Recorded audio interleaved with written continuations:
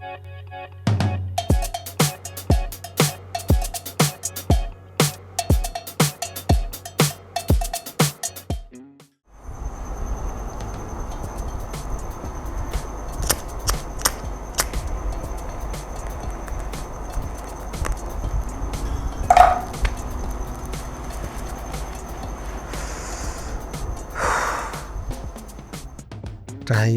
selamat datang di perbatasan yang tak terlihat. Di sini, di antara bayang-bayang candi yang membisu dan desir daun lontar yang berbisik, kita akan menyusuri jejak yang terpendam. Budaya Indonesia bukan sekedar tarian, nyanyian, kain, atau dongeng pengantar tidur. Ini adalah labirin rahasia, di mana langkah menyimpan kisah yang tertulis di dalam darah, duka, dan keabadian.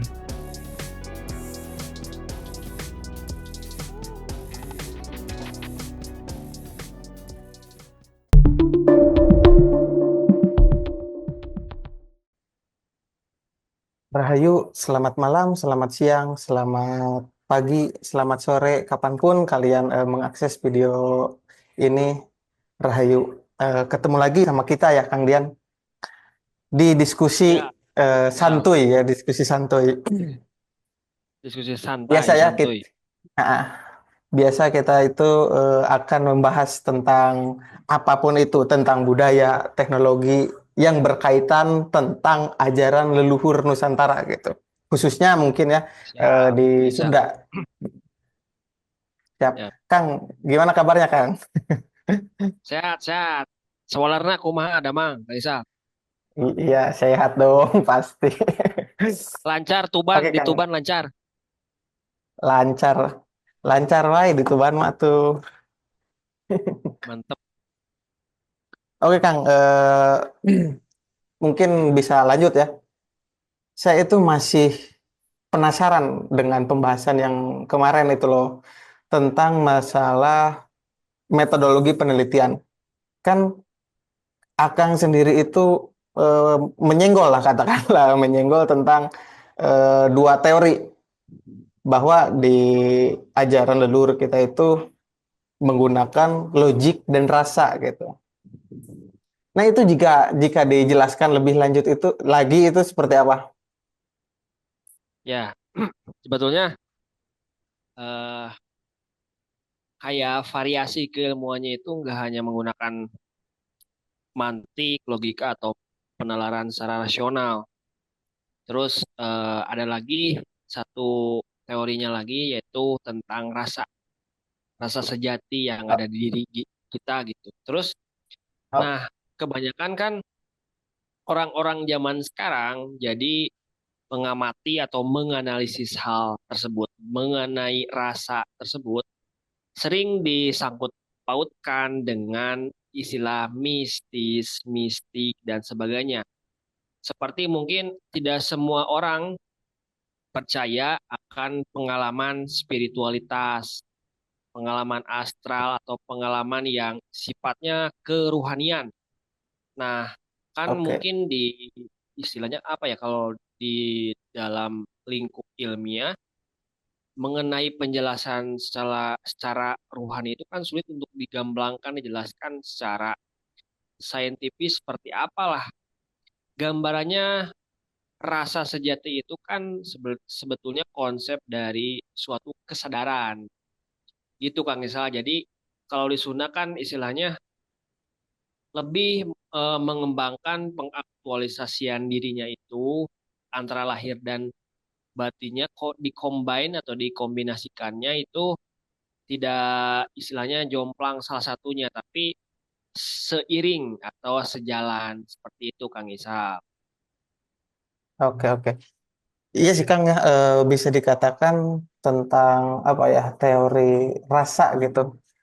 Kan itu tentang keruhanian, itu sangat sulit ya dipecahkan, katakanlah dibuktikan. Ya, Cuman kan bertolak belakang dengan eh, teori keilmuan, bahwasanya kan ilmu itu harus bisa dibuktikan.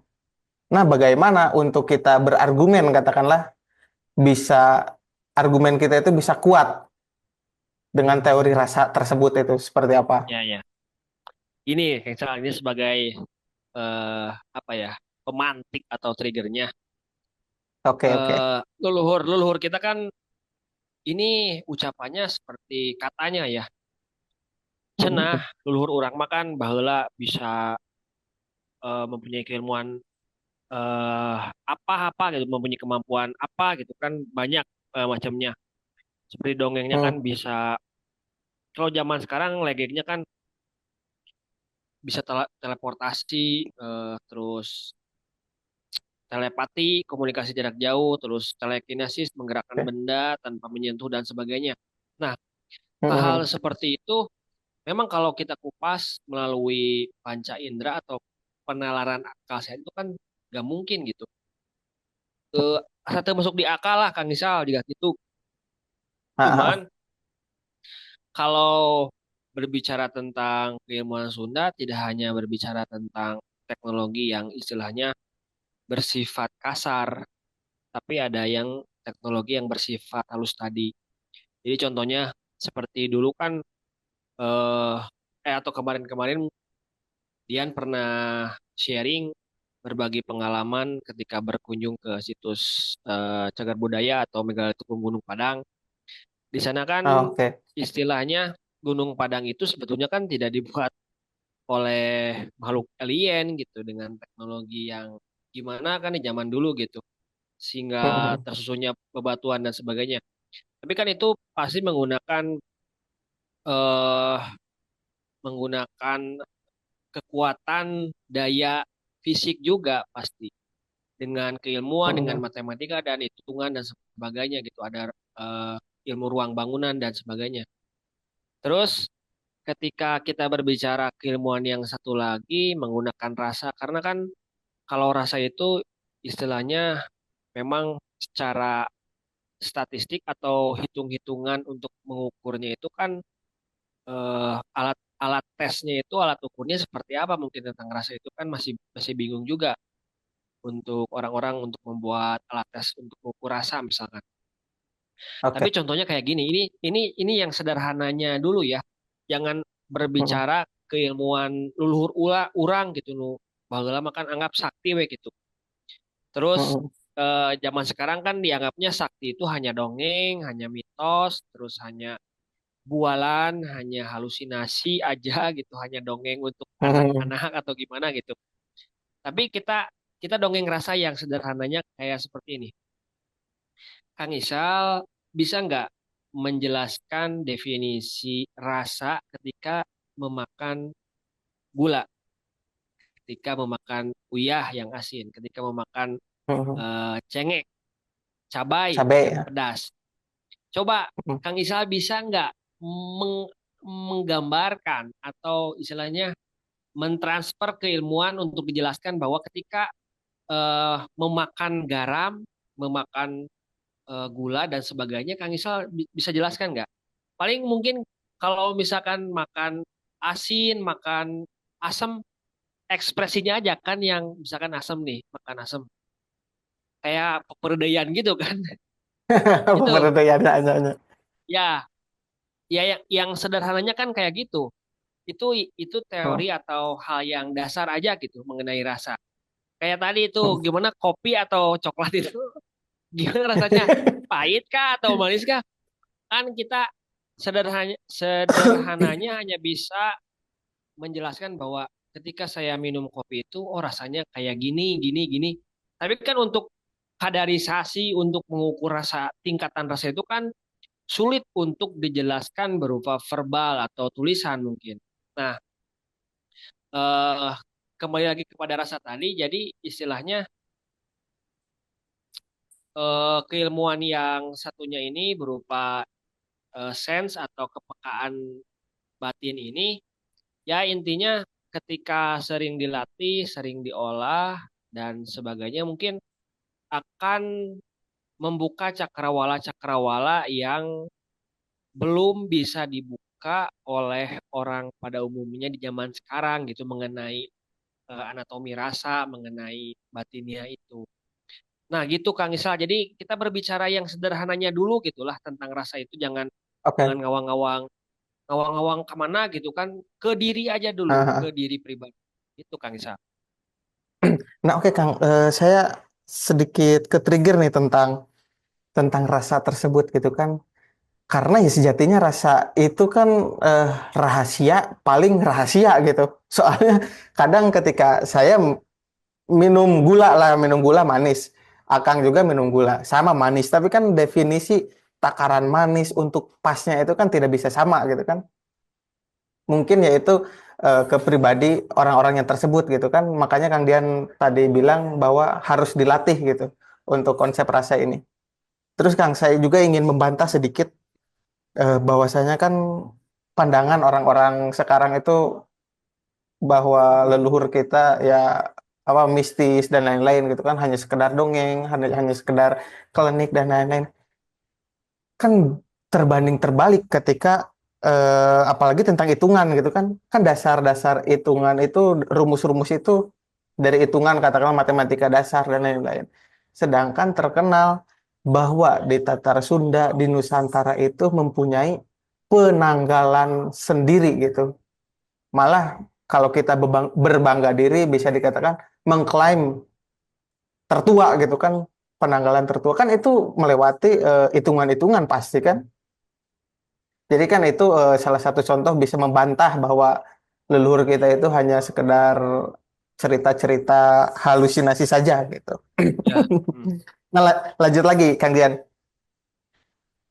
siap. Kan tadi Kang Dian itu udah menjelaskan tentang rasa nih. Nah, untuk memulai untuk mencapai ke pemahaman tersebut itu apakah ada tahapan-tahapannya seperti ya metodologinya kah dan lain-lain kah itu?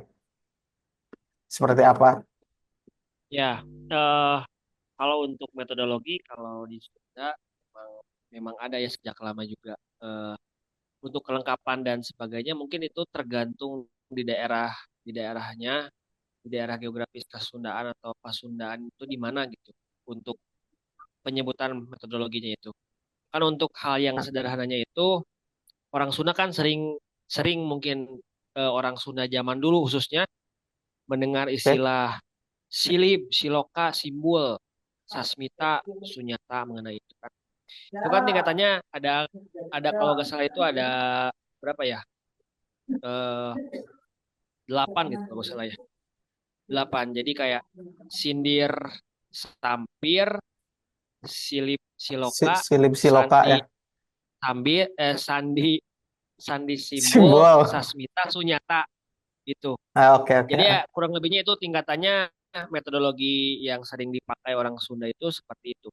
Untuk menjelaskannya mengenai hal itu apa, balik lagi mungkin kan karena variabel, Kang Gisal. Jadi variabel yang dipakai di zaman sekarang eh, bukan yang sesuai dengan apa yang dibicarakan oleh leluhur kita. Kebanyakan Hmm. kan kita menelitinya itu menggunakan metodologi yang dari luar dan sebagainya. Contohnya ketika kita apa ya mengecek kalau di Sunda kan tentang kujang mungkin atau keris atau apa gitu. Kan itu harus disesuaikan dengan ilmuwan yang ada di kita. Pisau bedah analisisnya. Nah, salah satunya tadi contoh ini Mas, sebagai trigger aja contohnya ya. Siloka itu kalau Mm-mm. nggak salah membuka makna dari yang berbentuk, dari yang berbentuk. Jadi membuka makna dari yang berbentuk. Kalau silip itu membuka makna dari kata-kata. Contohnya kayak misalkan kan sering kalau di Sunda itu sebutannya naon maneh meni cocok logi bahasa Kirata misalkannya Oke kayak oke. Ya. jeruk jeruk jejer karena karukunan hirup itu misalkan silipnya eh, artinya kan itu jadi jeruk itu kan jejer karena kerukunan hirup dan disilipkan Hmm. berupa jeruk itu tersebut disolokakan seperti itu gitu. Jadi ada Ah, kode ah. atau kalau bahasa Inggrisnya kan kode password yang harus dibuka mengenai Oke oke bentuk, oke. mengenai kalimat yang ada dalam keilmuan tersebut. Ya sederhananya kayak gini. Eh tadi kan kita berbicara tentang rasa, tentang pahit. Kan Oke. kalau berbicara tentang pahit, contohnya kopi atau obat-obatan, pahit kan biasanya itu. Terus makna lain dari pahit itu kan bukan hanya mengenai rasa yang di terucap melalui lidah. Tapi Lidah. kan pahit itu bisa berkonotasi atau bisa bermakna pahit itu misalkan seperti pahit kehidupan kayak misal. Nah, gitu. Jadi bisa bisa membuka di dua sisi. Jadi tidak hanya menggunakan panca indera kita, misalkan pahit itu pahit di lidah, tapi ada pahit yang berarti kan pahit kehidupan atau kesusahan gitu atau kesulitan. Nah, seperti itu untuk kurang lebih gambarannya, misal mengenai metodologi yang ada. Seperti Oke, itu kan, oke. misal. Mungkin ya Kang, bisa dikatakan ntar kita membahas metodologi yang lebih rinci lagi di episode berikutnya lah, bisa dikatakan seperti itu ya. Biar biar Oke, lebih paham. Soalnya kan eh, sedikit banyaknya ketika pemahaman awal sudah keliru itu agak sulit juga untuk melanjutkannya gitu kan. Nah ini ya, sedikit lagi saya ingin menyinggung tentang metodologi. Nah, ibarat ya Kang, lamun orang teh geus paham ya katakanlah, kalau kita itu udah paham tentang metodologi tersebut, apakah nanti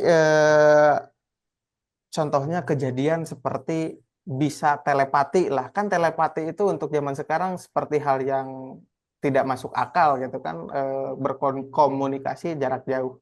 Nah, apakah hal-hal seperti itu nanti bakal menjadi masuk akal ketika kita memahami eh, tahapan-tahapan metodologi tersebut? ya, ya. Kayak gini, misalkan orang Barat itu misal pintar atau cerdas untuk mengkonstruk keilmuan yang tadinya berupa penalaran rasional Hmm, menjadi ilmiah gitu. Dari empiris oke. menjadi ilmiah. Contohnya seperti telepati itu kan kita harus mengenal dulu itu kan telepati itu berawal dari kata apa? Tele dan pati itu bahasa mana gitu. Kita harus Nah, menelusurinya juga. Jadi intinya mah eh patarema rasa lah jadi koneksi antara batin kita gitu. Kalau telepati versi orang mah kan jadi bisa berkomunikasi lewat rasa gitulah istilahnya mah. Kalau telepati kan itu bahasa dari luar gitu kan artinya berkomunikasi secara jarak jauh gitu kurang lebihnya seperti itu. Nah, mengenai telepati tadi kan kebanyakan pertama-tama gini. Eh Awalan kita mempelajari keilmuan Nusantara ini jangan segala sesuatunya dipandang secara mistikal dulu, secara goib, secara aneh gitu. Nah, misal mengenai telepati, wah eta beren mana eta non telepati dibantu ujin beren naonnya mana gitu. Itu tuh kan kayak ada nah, anggapan seperti itu mungkin. Tapi kan nah, ini salah satu hal fenomenon yang terjadi di dunia barat bahwa orang-orang barat bisa mengkonstruk tadi telepati kan orang-orang barat mengenalnya dengan gelombang. Gelombang. Gelombang yang ada oke. di kita itu Frekuensi kan ya. banyak frekuensi gelombang dan sebagainya. Contohnya gelombang radio gitu. Nah, Hmm, bisa kan menganalisis dulu apa gelombang kan dipelajari dulu mungkin orang barat dan sebagainya. Terus ada router atau pemancar dan sebagainya. Mengenai itu kan membuat radio, membuat apa gitu. Nah, orang-orang barat kan bisa. Jadi eh, dari metode atau penalaran tadi bisa berupa alat dan sebagainya gitu mengenai mengenai tadi keilmuan tadi. Kalau di kita tadi balik lagi. Kalau untuk belajar secara kerohanian atau kebatinan kan harus ada prosesnya dulu kan misal. Jadi awalnya sebetulnya kita hanya perlu mengenali diri kita seutuhnya gitu. Seutuhnya. Pertama kan basicnya hmm, bahwa diri itu kan ada lahir, ada batin, dan ada yang mengamati atau ruhnya itu gitu. Harus harus hmm, harus hmm. mengenal dulu diri pribadi gitu. Jadi jangan dulu kita misalkan belajar keilmuan itu langsung mentah. Wah, ternyata kieu jigana euy, kurang bisa ngobrol jeung isal jarak jauh gitu. Terus kan gini, Hmm, kan orang hmm. barat mah udah bisa menggunakan kecerdasannya untuk membuat alat. Contohnya handphone atau laptop atau apa. teknologi berupa apa gitu, perangkat-perangkat berupa apa gitu, kecanggihan ini. Nah, ketika tadi disinggung bahwa kita harus mengenal diri kita sendiri, kan diri itu adalah parabot, tidak tidak Ah, ah, beda jauh dengan handphone, dengan motor, kendaraan.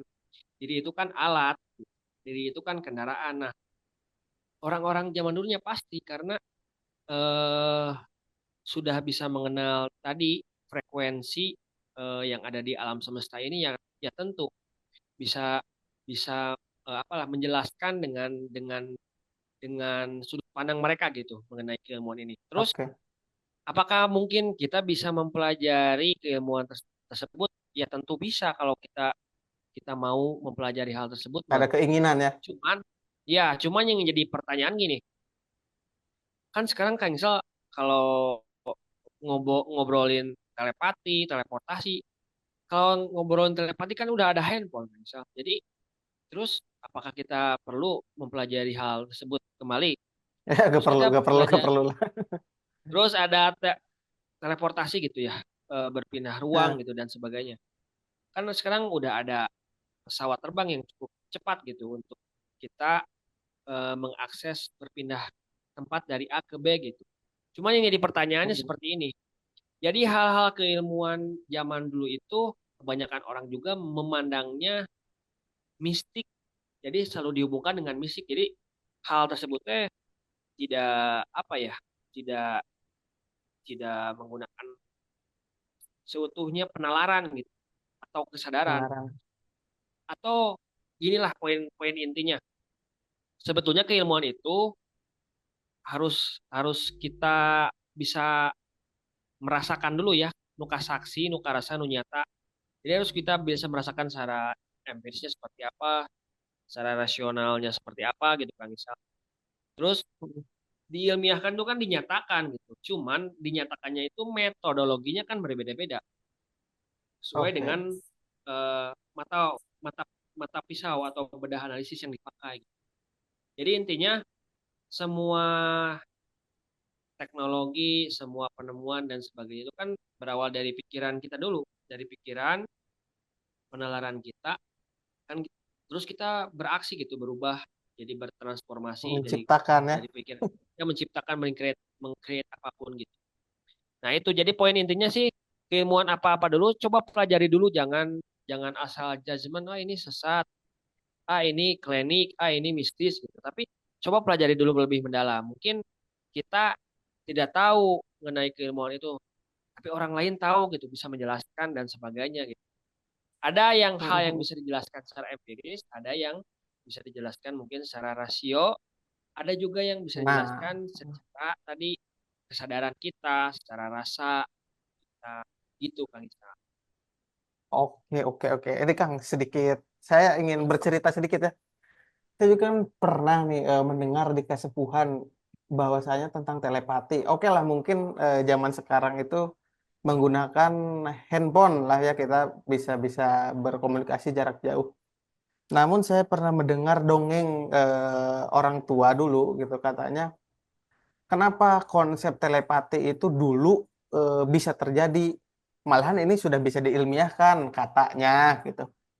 Katanya kan dulu ketika menanak nasi nyangu lah. Nyangu itu kan pakai tembaga teh non ngaranna teh. Alat untuk nanak nasi seeng. Seeng, seeng, seeng kan pakai seeng. Kan ada beberapa proses budaya tuh dari mulai nanak, ngakel lah dan lain-lain gitu. Sedangkan kan seeng itu terbuat dari tembaga. Nah, tembaga itu eh, apa? Kok sebagai konduktor lah, sebagai penyalur. Nah, jika kita kaitkan lagi kepada tanah Nusantara ini kan mineralnya tembaga tuh mewah sekali gitu kan di sini. Nah, kata di ya isi singkat cerita isi dari dongeng tersebut itu katakanlah dari kecil sampai dewasa gitu. Seorang ayah memberikan nasi gitu kan dengan proses pemasakan konsep dulu gitu. Kan ada sedikit zat-zat tembaganya itu nempel lah katakanlah di diri si anak dan di diri si ayah. Ya. Makanya kan leluhur dulu katakanlah kakek saya dulu kan pernah ketika kakak saya itu sedang inilah Kang Dian ngerantau lah katakanlah. Sono je nyebut nanti ke cikan orang telepon make seeng gitu. Dan Ya, ya. entah kebetulan atau bagaimana, cuman saya meyakini bahwa itu juga sebuah pola keilmuan. Kakak saya tersebut itu 2 hari kemudian bisa pulang gitu. Ditanya alasannya nggak tahu batin katanya keretak yang balik gitu. Hmm, Tah. ya, Mungkin ya, ya. beda lah itu. Mungkin produknya sama gitu kan, tapi esensinya bukan esensinya. Alatnya lah katakanlah seperti itu. Mungkin di zaman sekarang lebih diringkaskan lagi seperti itu nih. Ya. Nah, Kang, tentang alasan gitu, kenapa bangsa Barat atau katakanlah bangsa negara maju lah, mereka itu bisa mengkreat dari pemikirannya. Nah, sedangkan kenapa bangsa kita itu belum mampu mengkreat atau menciptakan produk sesuatu lah katakanlah yang bermanfaat. Padahal kan jika dilihat ke belakang pola keilmuan leluhur kita itu sudah mumpuni gitu. Nah, itu alasannya teh naon gitu. Kadang sok nggak Hmm, negara orang teh calardas gitu nah bararodo gitu. ya. Ya, ya. Eh, baik lagi sebetulnya apa ya penyamaratan tidak bisa menyamaratakan keilmuan dari dulu atau dibandingkan dengan sekarang. Kalau Hmm, zaman dulu itu kan misal apa ya orang-orang zaman dulu kan laku prihatinnya itu sangat tinggi gitu. Jadi kepekaan mengenai sensitivitas sense atau rasanya itu sangat kuat. Beda dengan zaman sekarang. Anggap orang-orang zaman sekarang kan praktis. Contoh aja lah sederhananya gini, makanan. Zaman dulu kan olahannya itu cukup lama ya, nggak instan. Beda sama dengan zaman sekarang gitu. Banyak makanan olahan yang instan gitu. Dan dari pola pola pikir juga itu kan udah mengidentifikasi itu. Jadi udah ada perbedaan yang cukup signifikan antara pemikiran zaman dulu dengan zaman sekarang gitu. Terus mengenai ini ya jangan disamakan gitu. Jadi keilmuan keilmuan meskipun kita anak cucu atau keturunan orang-orang cerdas, orang-orang yang tercerahkan dan sebagainya, kan itu leluhur kita, kan misal. Jadi bukan bukan kita. Jadi kita harus harus menggali lagi gitu. Kenapa ya leluhur kita bisa seperti ini gitu. Kan kan urang lainna urang teh turunana gitu. Nah, urang teh bisa balik deui gitu. deui gitu. Nya urang teh bisa karena urang kan teu belajar, teu belajar Oke, mengenai oke, oke. keilmuan gitu. Terus kebanyakan kan di kita juga ya berpikirnya terlalu mistis Kang Isal beda sama orang barat gitu. Jadi berpikirnya kita terbuka karena tadi kan atau apa ya di kita budaya pitutur tadi bukan berarti jelek.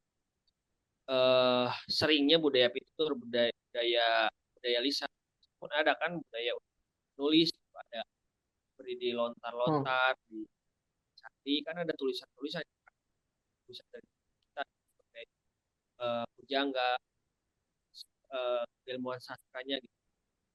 Nah, Nah, suaranya Kang Dian perbedaannya suaranya. mungkin ya perbedaannya mungkin gitu Kang Isal. Jadi kalau zaman dulu itu kan kepekaannya itu sangat tinggi gitu. Terus kita jarang di zaman sekarang kan karena teknologi sudah sangat maju seperti ini, kita hampir lupa pada alat atau teknologi yang dari semestanya langsung yaitu diri kita sendiri. Kita jarang eh, berkontemplasi mungkin melakukan perenungan ke dalam batin kita gitu. Apakah ada pertanyaan mengenai kenapa ya leluhur kita bisa sangat luar biasa di zaman dulu gitu. Terus orang-orang barat kan tadi di disinggung bahwa bisa mengkonstruk keilmuan tadi ketika bisa membaca vibrasi, gelombang, energi, frekuensi dan sebagainya hingga berupa alat atau teknologi yang kita gunakan saat ini gitu, perangkat-perangkat yang kita gunakan saat ini. Nah, eh titik poinnya sebetulnya pertama tadi kita jangan terlalu apa ya berandai-andai ngawang-ngawang gitu Kang Isal. Terus berpikir teh mistis semuanya diinikan dengan mistis. Pasti ada hal yang harus secara rasional diungkap mengenai keilmuan leluhur kita juga. Terus kita kebanyakan kan sekarang tadi praktis tadi. Jadi keilmuan yang dulu bisa dicapai oleh orang-orang terdahulu, kita mah sekarang derajatnya mungkin lebih rendah ilmuannya itu. Beda sama leluhur kita terdahulu gitu. Terus kebanyakan kan kita didoktrin atau ditutup tidak open minded ilmuwan kita karena terlalu terlalu egosentrisme gitu, terlalu primordial bahwa cek urang kieu pang benerna atau cek urang ya jadi saling menyalahkan gitu dan sebagainya. Tapi ketika si keilmuan itu coba kita gali lagi, coba gali lagi dari referensi buku-buku, dari orang-orang yang sudah pengalaman mengenai keilmuan-keilmuan gitu. Terus kita gali lagi dengan diri kita sendiri Kang misal mengenai apapun keilmuannya gitu. Jadi jangan asal bahwa semuanya itu disimpulkan gitu. Wah, disimpulkan emang ieu mah kieu we ieu mah mistis we, ieu mah sesat atau kumaha gitu lah nya. Tapi coba pelajari lagi gitu. Kita kita gali lagi gitu mengenai keilmuan ini.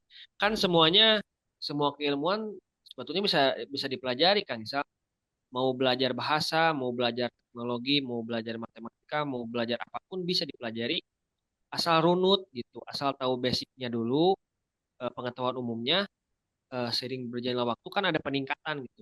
Semua keilmuan pasti bisa dipelajari asal benar-benar. Tapi intinya kalau orang-orang zaman sekarang kan jarang mengenal ke dalam dirinya pribadi, sangat jarang. Nah, poin yang selanjutnya adalah coba mengenal diri pribadi dulu, terus jangan ngejudgment seseorang seperti apa dulu. Kita berusaha open minded, tapi kita juga punya saringan, punya saring, punya penyaringan. Filter Oh ya. ini informasi punya filter, informasi di luar seperti ini A, B, C, D. Coba kita buktikan dulu gitu, jangan asal judgment. Oh ini gini asa asa ima non asa asa mistis gitu. Belum di belum kita cari secara holistik seutuhnya gitu. Kita jual ujung-ujung ke judgment. Jadi intinya kembali lagi bahwa keilmuan apapun kan bisa dipelajari. Terus kenapa kita mengalami kemunduran? Karena laku prihatin kita dengan orang tua kita, dengan leluhur kita itu sangat beda. Kita terlalu instan gitu. Iya, iya.